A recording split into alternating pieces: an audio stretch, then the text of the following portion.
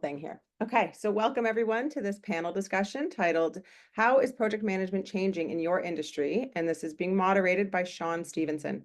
This session is hosted by the Project Management Association of Canada and sponsored by IPMA USA, Procept Associates, and TitleShift. We will post links to our sponsors' websites in the chat window. During the live presentation, feel free to type any questions you have into the Q&A panel on the web interface. After the formal portion of the presentation, we'll read out your questions for the panelists to answer. This presentation is also being recorded and will be posted later on YouTube for those who could not attend today. I'm going to turn things over to Shawn in a moment. He has been named one of the top 40 under 40 by CBC Saskatchewan. Shawn is a project manager, business analyst, and change manager who helps organizations through difficult transformations. Currently, he works in the Canadian government. Take it away, Shawn. Thank you very much. It's great to meet everyone here. Thank you so much. My name is Shawn Stevenson, and I'm broadcasting here from out from the National Capital Region. I wanted to begin by acknowledging where this is a national panel that Canada sits on the traditional homelands of the First Nations, Inuit, and Métis people. And so may our tongues always speak the truth. May our hands always be outstretched in love, and the path that we walk together always be one of healing and reconciliation. It's an honor, and to start out, as Winston Churchill said, to improve is to change, and to be perfect is to change often. Everybody in this industry is dealing with change at a rapid rate as we've gone through. And we're going to use this panel and to have an in-depth conversation from experts from all over Canada and to dig deep into the change and to make it, and to hopefully have an engaging conversation about why things are changing, how they're changing, and how project managers out there in the world can adapt into that change. I'd like to begin by introducing the panelists, and they'll be given a 5-minute statement as they start and to talk about why things are changing and the change that they see in their own industry. We'll start with Ellie, who specializes in delivering complex IT projects for IBM. Our other panelist is Braden Johnson, who is a building science technical consultant, and Carroll Blair, who is a change leader who works in corporate and government environments. And our last panelist is Allan Nick, who works in the EV industry. I think that's right, Allan, right? Yep. Honored to have you. So what we'll do is we'll pass it over into Ellie first. And the question is, how have things changed over your career, and what changes do you forecast are going to take place in the future? And we'll start with Ellie. Hey, thank you, Shawn. And I'm going to rephrase it to, I'm actually here representing myself as a consultant in the IT space. And thank you for that introduction. My pleasure. I'm really glad I jumped in right at the tail end of the last session, because it does bring me back to the day, to a statement that was made that PMPs back in the day, you knew you were getting an expert in our field. And I think back when I originally got into project management and IT, back in the day, I had to stay current every 2 years. Then it became a year when we hit the 2000s. And then it became 6 months. And I'm going to say today, it's getting down to days and weeks, and I'll tell you why. When we look at the landscape of the changes that we've seen over project management over the last, I'm going to say 2 to 5 years, We've seen a shift to agile and hybrid. So we are getting away more from the predictive traditional way of delivering. We know there's ways that we can incorporate the best of both worlds. We're also looking at a lot of digital transformations, whether it's commercial or government, because we are looking at how do we improve our space that we're in today with regards to understanding climate change, understanding the threats that we see hitting us in the future, as to how we can use technology to be prepared and ready. The other focus area, and this is the biggest one I'm going to say, and I've been monitoring this going back to 2018. Especially knowing that we didn't hear so much about AI back then, but I can tell you it's been on the horizon. It's been out there for a long time. This is ChatGPT opened the door to all of us. And one of the things that as a common term, and I'm going to still say it, it's like when the pandemic hit us, right? We all said this is just unprecedented. Well, we've got another term that we're using a lot of all the time. AI will not take over your job. Those of us do not engage with AI, we are the ones that will be replaced by AI. But AI is not there to replace you unless you're not interacting with it. And so what is happening with Gen AI? And I bring you back to PMI's fantastic course for project managers, very specific to our space, on how to do prompt engineering with AI to manage your project, to look for risk, to be clear, concise, get those heuristics into our communications, which is most critical for us to be successful. We're juggling a lot of balls and things are becoming more complex. And so as I kind of close this out to pass it on to the next panelist group, we are more data driven. We've got tools to help us with all that big data to be able to do that analysis for us quickly. And not only that, we also have the capability to bring those soft skills, which is what is going to keep us in the game, because AI cannot be empathetic. I know people are thinking, well, we're getting there. Yes, we are, but we're not there. AI cannot read the room like we can as humans. And AI cannot have those difficult conversations necessarily looking at all the expertise when you sit back and look at how many years it's taken you to earn what you've learned on how to manage humans. Because our job is all about humans, and we are change agents bringing that change to people. Back to you, Shawn. Thank you very much. And before we get into the next panelist, I'd like to pull a bit on that. You mentioned AI causing a lot of concern, a lot of anxiety maybe out there. Has a rate of change in your experience? Are people more anxious in 2024 about the change with AI and whatnot than they were in the past? I'm going to say I'm starting to see it ease a little. It was really high when ChatGPT came out. And the reason why it's easing is we've got PMI showing us what the benefit and value is. We've got institutions implementing it. We see a lot of organizations corralling those smaller AI shops, pulling it all together. And there's one other big thing. AI uses a ton of resources. It is a powerhouse. We need to solve that problem before we can get to that exponential level that everybody's thinking AI is going to get to, and we're not there yet. We got tons of time to get there. So good call out on that one, Shawn. Thank you. No worries. And we'll come back to you soon. On to Braden in Edmonton, Alberta. And again, sort of the questions, they were about the change that you've seen in your own career and what you see on the horizon. Right. I believe I have 5 minutes for this, right, Shawn? So, okay, change, ever present, something that we always have to deal with. There's a saying in projects and project management that no two projects are the same. So you're going to deal with new aspects of work and changes related to it. I think I'll take a different approach on this because, we're looking at, technology changes, kind of expectations from stakeholders, from clients, from our teams.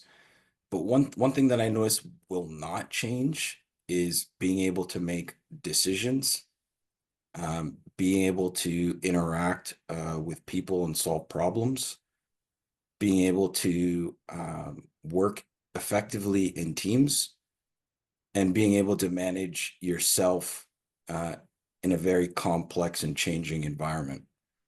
So we know that all these things around us, technology is going to evolve. These are all things that happen around people, though. At the end of the day, it's going to be up to individuals such as project managers who have responsibility and authority to make decisions on in the best behalf of the project and all the major stakeholders and clients that are involved in it. So what I would probably add is as a point to consider for this panel is the internal changes that we have to do to accommodate the changes in our external environments. So things like improving our soft skills, being able to read the room, being able to understand the risk profiles of our teams and our organizations. Some are going to be less risk averse, more conservative with regards to budgets and decisions. Some are going to be more risk seeking in terms of trying to get products and decisions and results out to market faster. So I think what, as PMs, we need to change ourselves to fit the environment and the context of the mission we're trying to accomplish. So what type of skills does this require? We have to have good communication. We have to have good interpersonal skills. We have to always be learning, right, from other people as well as from standards and best practices. We need to establish principles of how we work so that other people understand how we're going to get the job done and they can quickly align with the methods and procedures that we're using. We need to be very good at resolving conflicts in order to keep the team moving on track and on schedule. So developing those internal changes takes quite a bit of work, particularly if you don't have those attributes naturally gifted to you. It's something that you're going to have to work on a day-to-day basis, and you'll be able to increase those skills at school and informal environments, but really it's going to be trial by fire. You're going to have to kind of jump into the deep water. You're going to make mistakes. You're going to make errors. And the best thing to do is to learn from them. I find AI interesting because machine learning, it's this large database of collected information from mistakes and good decisions. But remember, we are our own kind of computer and machine ourselves. We're doing the exact same thing as AI. You experience, you learn, you grow, you change, and you get better. If you want to change faster, it's pretty simple. You just learn faster. One of those things that you can do too in terms of personal growth and learning is as soon as you make an error, you kind of establish a standard that this was the error that was made. Next time I go through this, I'm going to track A versus tracking B. Track B left me down a road that didn't get the best results. Track A left me down the road that got me better results. And then kind of have the courage to share that with the team and others so that you're not only improving yourself as a changing individual and project manager, but you're also enhancing the skills and abilities of everybody around you. So yeah, I took a little bit of a different approach on that question because I know we have changes all over the environment, but one thing that's going to stay consistent is you and yourself and how you manage and shift your ability to tackle those changes. And I think as long as you have that desire and interest to keep learning and keep growing, you're going to do very well in this field. You're going to probably excel to heights that you didn't anticipate you would. It's going to be difficult, but at the end result, you're going to turn out to be someone who can deliver results for clients and as well as for your team members. And that's it for me, Shawn. Thank you very much. You said something really interesting about managing yourself in an increasing complex environment. Can you expand a little bit on the concept of managing yourself, of why project managers need to be really good managers of themselves? Yeah, 100%. I think it was called out by Ellie there. Like project managers, we're looked at as leaders. Um, we set the tone for how the project is going to be conducted and how people on the project are going to work. So if you don't have good self-control and self-management, team members around you are going to pick up that cue, and whether you like it or not, they're going to fall into the similar frame. So if you are a little bit chaotic with your decisions and approaches, your team is likely going to emulate those, because by default, as a project manager, you're looked at as a leader. So the first thing you got to check before anything else, before technology and AI and all this, you just got to check yourself and make sure you're square and you're on purpose and you're on track. You're 100% present, so that you're not easily moved off center when you're in groups of especially folks with different priorities and different expectations. You're the person who has to integrate and converge everything into a single path. So if you can't do that within yourself, good luck trying to do that in teams. And the only way you really get good at it is by putting yourself in difficult situations and coming out on top. Well, as you're also an Army officer, so I'm sure you're no stranger into putting yourself in difficult situations. Thank you very much. On to Carroll. And the question again is to talk about the changes you've experienced in your career, and what do you see on the horizon? Great. Thank you, Shawn. And hi, everybody. And welcome to all the participants who are in different time zones. My background is learning and development. So I'm an adult education, and I'm going to say a change practitioner. I've done lots of project management, although I don't have all the designations. Although I did recently get the change management practitioner designation, which really was a lot of work, I have to say. And it's great to put the names to things that we do. So I thought I'd start off with a quote. It seems very, very timely, from the Honorable Murray Sinclair, who just passed. And it sounds so simple, but if you let it resonate for a minute, doing what is urgent, one can miss what is important. And I think in this day and age of change and this and that and news cycles, that if it's always a rush to meet a milestone, it's always a rush to do this, that, and the other thing, that we may miss what's important. And I'm going to say something maybe rather radical, and I think that the people side of the world is what's important. And that is really what change management is. And that was, if I'm sure there's lots of people who can correct me, not least of which is Kevin, that's the piece that the PM was missing, both formally in process as well as in the management of people. And that's why change management has risen to the top. Mm-hmm. When I think about learning and development and projects, because most of the projects I've done in learning and development have meant big change. Something as simple as, which we might all go, oh, well, that's not so recent, rolling out e-learning, for instance, in organizations that never had e-learning, and people getting really, really upset. And I mean really upset. I had someone throw something at me in a meeting. Not the danger you face, Brandon, but you know what I'm saying.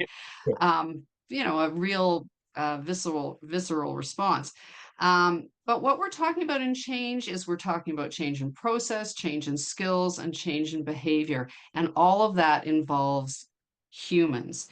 And I was thinking about what Peter Milson said. So I've been trying to sit in on all of the presentations, and talking about, how important change was to adoption, to the integration and the adoption of a project. Well, what I would say is change has to come in at a very practical sense from day one.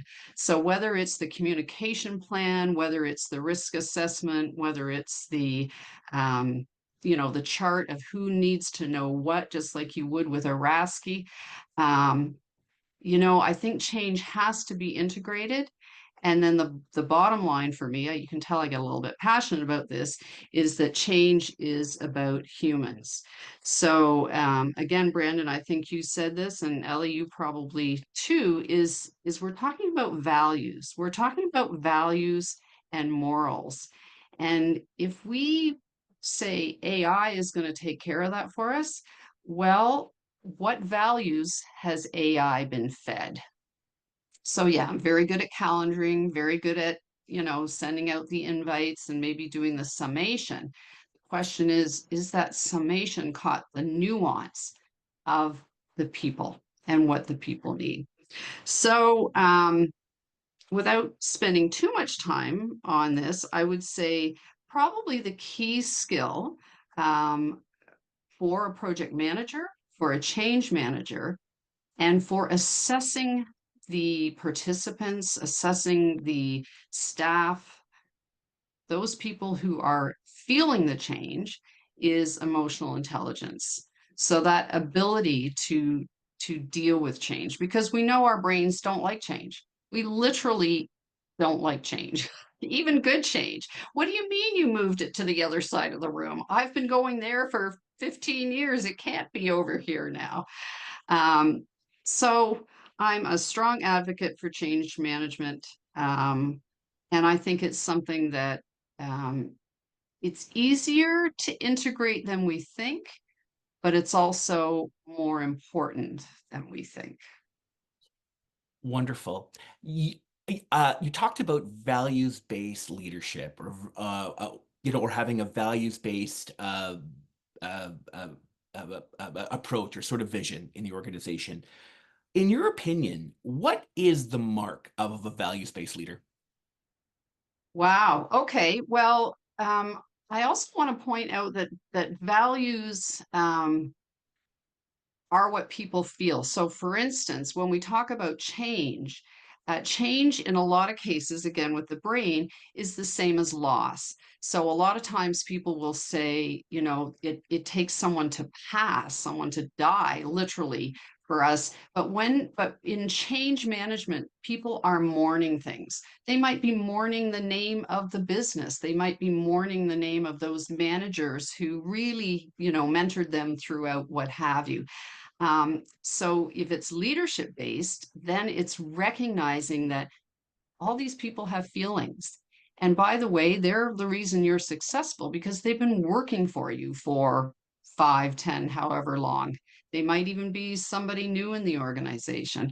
So I think recognizing it, and I think the other piece about change management is the idea that perhaps the top of the house has been talking about this for 3 years, and they've had the consultant come in and they've got all the answers. But wait a minute, this is the first time everybody else, the one who's going to have to use the new software, the one who's going to have to, you know, integrate AI or run a machine that's run on electricity rather than gas, is hearing about it. So it's recognizing that they have an important role and that they need to be visible, of course. I don't know. Am I answering your question, Shawn? Absolutely. I find it inspirational that you and everyone else who has spoken is mentioning the value of human beings, about this is a people profession, that it's not a technocratic role, although it certainly has elements, but the idea that the people are really important. Well, we are a world. We are humans on this earth. And personally, I don't want to become a robot or live on Mars. So that may that might be a change that's a bit too much, for sure. Yeah. On to Allan. And again, the question is the changes you've seen in your own career and what you see on the horizon. Thanks, Shawn. I am a technical manager, project manager, so I'll try to keep it as non-technical I can be. But yeah, so I work with automobiles. I work with large-scale trucks to compact SUVs and a lot of different things. I work with different powertrain configurations also. Let me just start with that. I work with battery electric vehicles, hybrid electric vehicles, normal gasoline engines, plug-in hybrids, everything. And my role currently involves advanced powertrain design, right? So I'm planning and I'm releasing vehicles that would be coming out in the year 2032, 2031, and it's way, way, way in the future. So these vehicles, they are subject to a lot of change because I'm in the advanced role, which is very preliminary. There's a lot of change. Let me give you an example. So right now, electric vehicles are the main focus point of the industry, automobile industry, right? And we all know that Tesla is kind of the leader in that, and all the other OEMs, they're playing catch up right now. We just want to be as good as Tesla, right? But the EV space, the components and a lot of these things, they're not yet completely fixed. So there's ongoing change in a lot of components that are already used in the BEV space. In addition to that, some of the main reasons for immediate change that is required by the management from the company, from the users, is economical and political, right? As you know, 2 days back, we know that there's a new president who's going to be coming in to the US.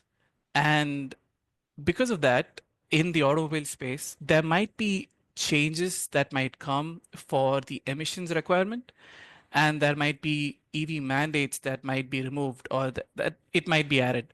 And just for information, so Canada uses or follows the same path that the US uses. So it's going to be pretty similar. All the emissions requirements, all the mandates that are being used in the US are going to be used in Canada. So because of this, what happens is I'll be working on a BEV for a year. I'll be designing the components. I'll be working with the wider team, trying to make sure everything's a go. Speaking with suppliers, negotiations, all those things.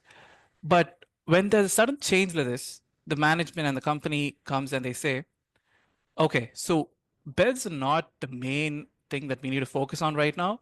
The vehicle that you're currently preparing, make it a gasoline vehicle, it's nice internal combustion engine vehicle, or make it a hybrid electric vehicle, right?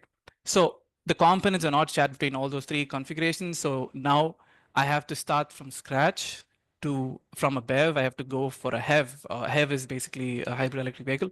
So I have to start, gathering the components, the data, the TPC, all those things for these vehicles. And that is, as you know, working on a project and shelving it and then starting brand new. That's like a pain in the ass, right? So what happens is, I basically am ready for these changes that happen. That's what I do in my role. When they tell me, hey, I want you to do a BEV for this particular vehicle, I know the mindset of my management and what they would do. That's the first thing. It's very important to know what the management would do and what they need from you and how easily they change. It's good to anticipate any changes that comes your way, and that's going to happen only when we understand the management and our customer, basically. So what I do is, if they say you need to do a BEV, I compare the same, all the components for the ICE, internal combustion engines, hybrid electric vehicles, plug-in hybrids. I make a detailed comparison before I start any work on the BEV, battery electric vehicle. And then I have the TPCs, the components that I use, all those things. I do an initial study with all the configs and I have that ready. And then I start off with my regular project management activities for the project they asked me to do.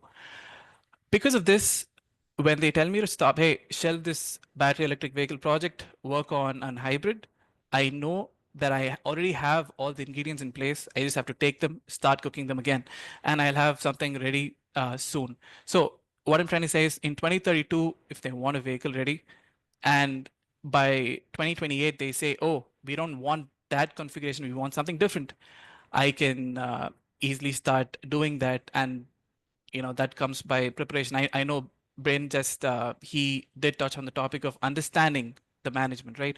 Try to understand your company, try to understand the customer so that you are prepared for everything that comes your way.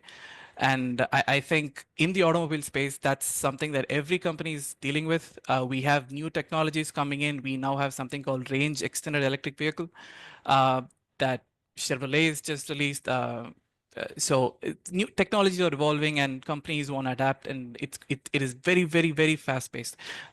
Whatever I'm working on, I was working on last week, might not be the one that I'll be working on this week. So always be prepared and never be taken off guard by whatever change that happens. That's what I'd say, Shawn. So if I could pull at that, you work in an industry that did not exist 20 years ago. Exactly. What capability as a project manager do you have to fit in a space that's brand new? Right. I understand. Number one, make yourself knowledgeable on of course this is a bit technical role, right? So you need to understand the basics of what is happening. And one thing that I'd always encourage is never be scared or never be afraid to ask a question in a wider forum. I see a lot of project managers in my company and in a lot of other companies, right? Because they don't know the subject completely, they tend to stay quiet, right? And they don't challenge any decisions, even if it's a dumb question. Just shoot it out, right? And that way we learn and we can move forward. As you know, like you said, like Bev did not exist. It was very, very recent. Bev became mainstream after Tesla was formed, and it was brand new for everybody, right? And as a project manager, it's even more daunting because you're not as technically, adept at vehicle configurations or components as much as the engineers are. But learn them. Don't be afraid. Speak up, learn, and always be ready for change. Wonderful. Thank you. Thank you. We're a little bit over time, so we'll get right to the questions into the panelists and before we ask the audience in for questions. My question is this. We're 4 years maybe, past a pandemic that changed the way that we work in a major way. Do you feel that moment with COVID-19 has changed how project managers operate out there? You're shaking your head, Braden. Is there a comment there? Yeah. Yeah, for sure. Probably the obvious one is just the introduction of virtual workspaces. That's number one. And then realizing that we can do a lot of our work remotely. So that's kind of expanded the capability, especially for making decisions. We don't always need to physically be in the same location to make a decision. Right. So whether it's regionally or globally, kind of that really pushed the decision-making barriers on proximity requirements for people to work. The next one too, I would say would change, especially for PMs, is how quickly priorities for stakeholders and clients can change. I mean, as soon as COVID hit, it's the mantra was on time and on budget. And then when time was thrown out the window, then it was all about it must be delivered with a high quality level and value, because the supply chain got all rearranged and upside down. So clients kind of accepted the fact that they're not going to get it when they want it. But if project managers and teams are given ample runway to produce a deliverable, the expectation is that it's going to be absolutely perfect. So I think the shifting in priorities and expectations from one day to another was another impact of C19 that I experienced, and I think a lot of my colleagues in the industry experienced as well. Absolutely. Thanks a lot for your contribution. Ellie, how have virtual teams changed the way that you work? How is working virtually? How has it changed the dynamic on your teams, and how do you manage that change? I'm going to say this is an interesting question for me, Shawn, because I'm going to take you back to the day when we were all remote. Mm-hmm. And I'm going to say, as a consultant, I'm going from place to place to place, and my team is global.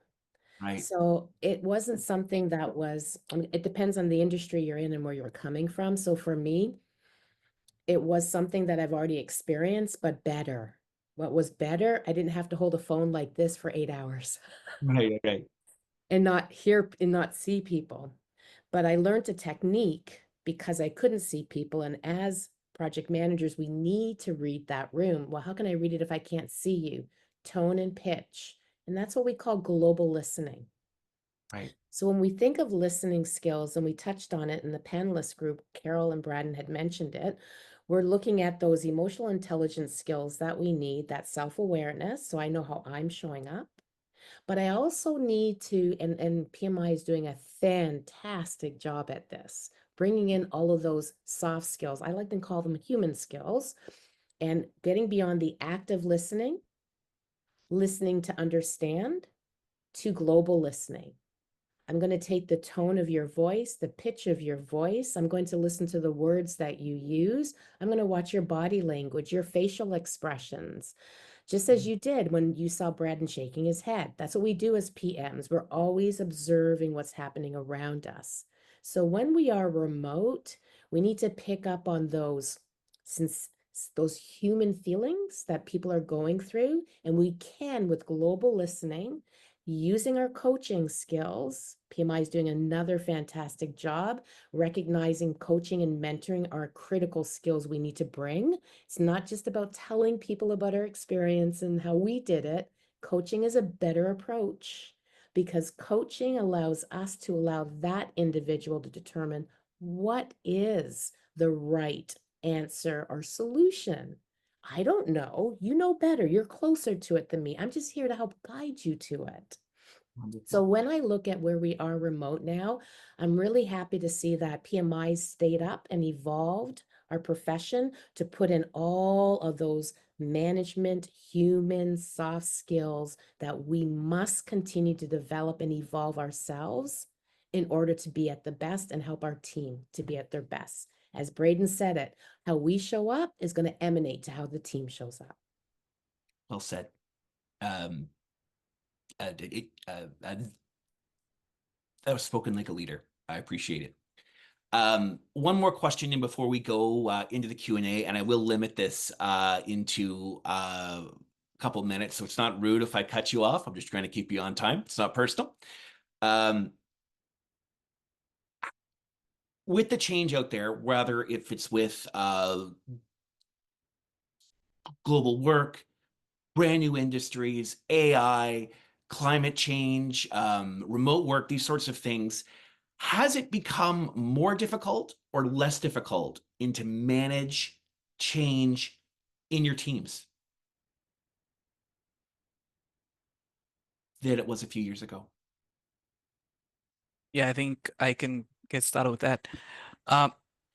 So in the automobile industry, Shawn, it is easier for me to manage any changes that might come my way. But what is difficult is to get a hold of people because it is virtual, right? Uh, before COVID, it was all in office, right? In-house. So what happened is if I need some information from somebody, I just walk up to their desk, I sit down, we have a chat and we get it done. But right now, if you see everybody's calendar, it's like completely filled, right? And now I have to find time for someone. I have to, if I need an information today, I might not get it today. I need to wait 2 more days for their calendar to free up and then get that information, right? So that is something that's difficult. But other than that, managing changes, once you get that data, to publish it, to manage it, to set up calls with everybody, and just get it done quickly. That has been way easier now, in my opinion. Awesome. Alana, we'll give it to you for the Q&A from the audience.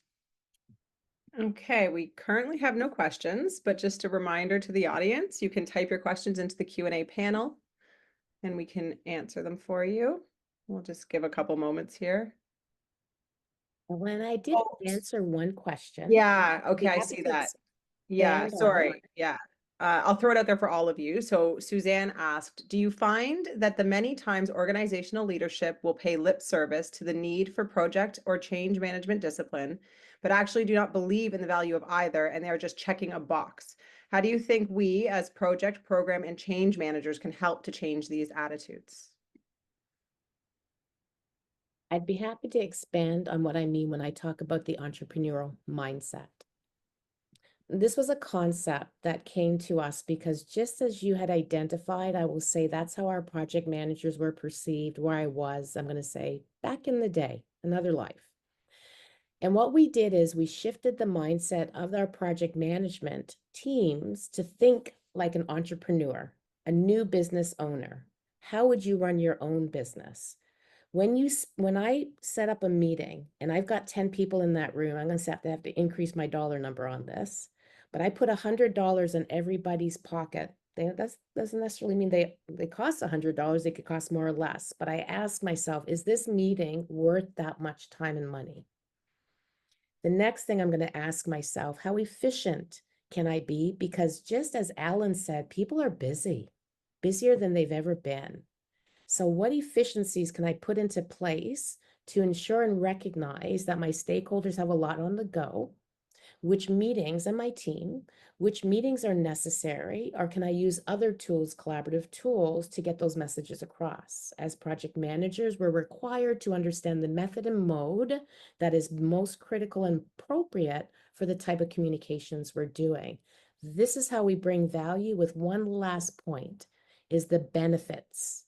What was the benefits realization that we are supposed to be aware of based on that benefits management plan that project is delivering? Are we helping our sponsor and our stakeholders recognize decisions that they're making if they're bringing risk to achieving those benefits? Are we highlighting for them that we understand those benefits? And are we also supporting them once we close down that project and hand over those benefit metrics for them to track to? Have we set them up for success? And so I bring it back to, this is how we bring that value. Understanding that strategic landscape, having that North Star for the team, being efficient in our way of managing people's time, and taking it from I own this business. This business is mine. It's my money. It's coming out of my budget. Do I need to spend it there? And I'll leave it at that. Thank you. It's wonderful. Is there another question, Elena? There is not, but did anybody else want to add anything to that last question? Allan, I'm happy to add on to that. I think you were going back to how does the senior leadership see the value? How do we include them so that they invest in project management, change management? Did I have that right? And I think having them in at the ground floor, so going back to traditional project management, who is the sponsor and what is the role of the sponsor? What's the visibility of the sponsor? So it's also the flow of information. Are we telling them every last thing and dotting every I? No, absolutely not, right? So it's the feeding of the amount of information at the right time and always celebrating wins. I mean, on the flip side, you can show them all the information that well-managed projects come out ahead of budget and adoption is greater and staff are happier and what have you. But I think ultimately knowing the culture you're going into and who are those key people that will help you navigate and also be the face of the change. Thanks, Carol. We do have another question from Eduardo. He asks, how do you foresee cybersecurity risks impacting the near future? Mm-hmm.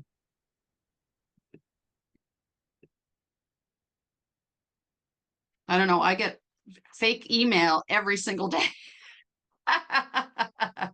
So do we need AI to weed out the AI that's a scam? With cybersecurity, maybe I'll pull on that a bit more. Is it tough to manage your teams with hard rules? That this is a regulatory often inside organizations that the things and to keep systems a lot more secure than they used to be, involves inconveniencing people. And from time to time, rather, if it's ensuring that you can't use a USB drive anymore, is a great example. How do you communicate that as a project manager when when there's no flexibility, in the rules that you have to implement it for cybersecurity? How do you lead it, and how do you communicate it? Anybody? Kind of going through that now, I will say, Shawn, and we have been actually for the last couple of years, and that cybersecurity is a serious thing, and we need to keep ahead of these bad actors, and it's very challenging. Now you've got the onset of AI. We're seeing AI being used to send misinformation, disinformation. We're seeing AI give bad actors the opportunity to globally, doesn't matter where we are in the world, impact us. And so when we sit back and think of cybersecurity, it starts with the user. That's why always October is Security Awareness Month, because we need to keep up with these unique ways they are getting us to tap into, getting pulled into the challenges that cybersecurity brings to us. It is the behavioral engineering factor of cybersecurity, understanding humans' reactions and instincts and direction on the approach they will take, and knowing that, oh, you just gave them something really sweet to click on because it's especially something urgent that you want them to do. And so, and I'm just throwing out little examples here and there. What I think is most important is we have to, I'm going to say security awareness should go beyond 1 month a year. We should have security awareness on a regular basis. And I'm glad to see we've got organizations, not just IT, but we've got the companies, the banking companies, right? The telephone companies, everybody's getting in on it to teach us what to look out for. We will never ask for this information or that information. And that's where I see, Shawn, we need to continue to go, but it needs to be more on a regular basis. You know, that whole repeatable thing process, say it 3 times, we will remember. We need to keep doing this over and over again. And that's my perspective. Wonderful. Wonderful. It's certainly a large change that's coming, that's for sure. Are there any other questions, Lana, or? No, we appear to be done with the questions. So I think we can wrap up. So thank you, Shawn, Ellie, Braden, Carroll, and Allan for the fantastic discussion.